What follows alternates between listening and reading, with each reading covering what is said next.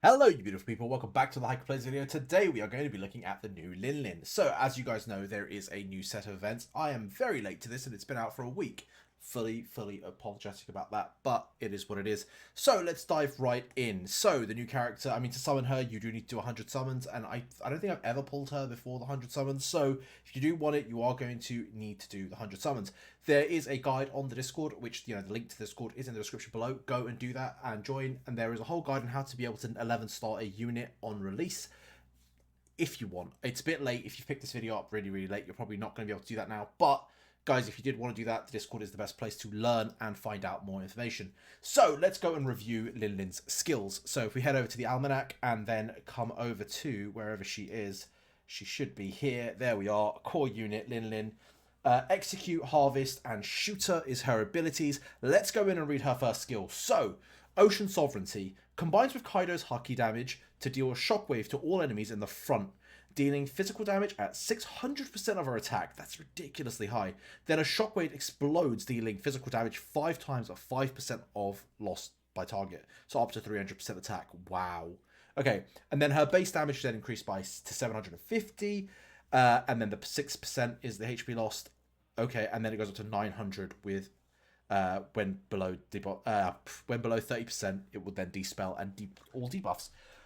Okay, that sounds really strong. Okay, so in terms of numbers, she is currently a little overtuned. Clearly, like she looks like she should be doing more damage than someone like Garp. But boys, let me just stress this enough. That skill alone isn't enough for me to be better than Garp. I know there's going to be a lot of debate, and I'm sure there has been a debate over the last week. I'm going to be super real with you guys. I've not looked at any of the Discord, and I've not looked at any of the actual official Discord either. I know nothing about this character. I don't know who's tested what, but I'm going to tell you now, looking at that kit, she is still a bit short of Garp. So, like, if any of you are wondering, is she better than Garp? Is she not? She's probably not. Now, look at Awakening. For each target hit by a shockwave, the number of explosions then increased by 1. That's perfectly fine. So she's going to do tons of explosion damage, which is really cool. I think she's going to be really cool in an Emperor team anyway with such an ability. But let's see what the rest of her kit brings, because right now, straight up, she isn't as strong as Garp. But again, she only hits the front line as well. That's another thing. She doesn't hit everyone. She hits only the front line. So yeah, boys. Anyway, let's go on to the next skill. I don't want to like waste time on this. We'll do the discussions afterwards. So, Soul Ornament. Unlock Soul Ornament. Enhance self normal attack while effect is active. Normal attacks will then deal Haki Slash and deal damage to enemies in a straight line. And deal 180% damage. That lasts up to 8 seconds. So it's a nice DOT by the looks of it, which is quite cool. And then that's going to then be enhanced to 220, then 260, and then later on the enhanced normal attacks will then reduce crit resistance for 8 seconds. That could be really strong. Having crit resistance for 8 seconds is actually quite nice, but again, I don't think it's game breaking in any stretch of the imagination. I don't think that skill 2 is even that good. I think skill 1's very good, but skill 2 not so good. Now, life or death. By the way, this is the first time I'm seeing this, so I am reviewing it as we go. When the battle begins, Lin Lin casts Soul Chain. When non-summoned unit is defeated, Lin Lin cleanses all debuffs on self and gains 1 layer of Soul Spell Chain. Oh, Soul Spell. Okay, which we're going to read in a minute.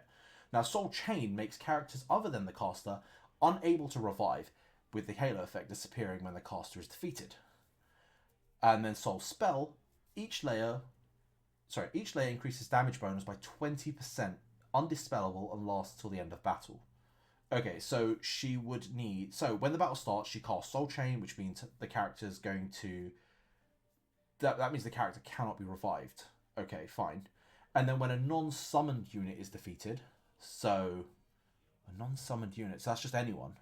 So that's anyone that's in your team is defeated. Lin Lin will cleanse all buffs and add a layer of... So she's a good damage. She's actually a good buffer when you think about it. She does bonus 20% damage with each layer, and does she gives 1 layer of Soul Spell.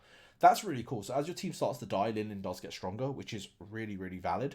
And then each layer of Soul Spells then increase to 10% crit and then crit damage as well. And then later on, when enemy's HP is below 30%, inflict Judgment on the target, dealing a silly amount of magic attack by the looks of it, and triggers up to once every 30 seconds. Guys, she is a phenomenal attacker. She's going to be an S-rank attacker. She's going to be one of the better attackers in the game. She's not going to be the meta attacker, unfortunately for her. She is definitely going to be up there, though. Those skills are pretty nuts. And lastly, her passive, when she gets HP and attack up like everyone else. But if you're in battle with Kaido, Lin Lin is then immune to control. Oh, that's interesting. So it's another person that's going to partner really well with Kaido, which is really cool. So we're going to partner well with Kaido, which means if we were to throw in King, we were to throw in Lin Lin, and we were to throw in someone like Kaido as well, the three of them, they have this really cool synergy all of a sudden. That's actually really awesome. Um, oh mate, she is going to be good. If you're running a full Emperor team, I could see us throwing in the likes of Yamato into this team, um, and and then pick one more of your choice. Ideally, someone like a Marco for some healing for yourself. This could be a phenomenal team. I'm just saying. It's not going to be the meta team, but it's going to be a pretty phenomenal team. Um, Fair enough. There's just like a little icon there. I want to know what that was. Guys, do I think Linda's worth summoning for? I think so. You know that. I think she's actually, if you've maxed your GOP and you're already happy with it, or you've not gone the GOP route and you've gone King, if you've gone King and Kaido, this might be a unit to go and max. Is she going to be as strong as GOP? I don't think so. I think GOP is still going to be the pinnacle of all attack at the moment in this game. And I know you're going to have lots of videos. Right now, I do believe units are less so important. I think the most important thing in the game right now is this stuff. So your inventions, your Vivre cards, and your dials. If your Vivre card, your dials, your inventions are good, and your gear is starting to look quite decent, you are going to have a way better time regardless of character. So I think character priority is sort of coming down a little, whilst, the general item priority is sort of emerging as the clear meta in this game. So the game is turning way more pay to win when you think about it, because you do need to pay to get those items. But at the same time, I think these characters are really, really cool. Should you go for Lin Lin? I'm gonna leave this one to you guys. If you want to build that Kaido team with King, absolutely then. If you don't, if you're happy with your GOP, you're happy with the sort of team that I have currently, I think you can go with it. I do believe the new Boa Hancock does look absolutely fantastic. So maybe something with the Boa Hancock if you are going for Chaos units.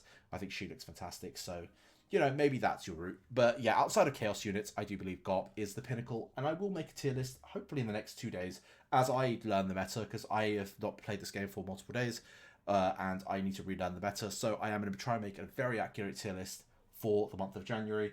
Hopefully it will go live, say, before the 17th or the 18th of Jan. So keep an eye on the channel. Make sure you hit the bell notification so you don't miss that tier list. Boys, and I will see you all in the next one. Peace.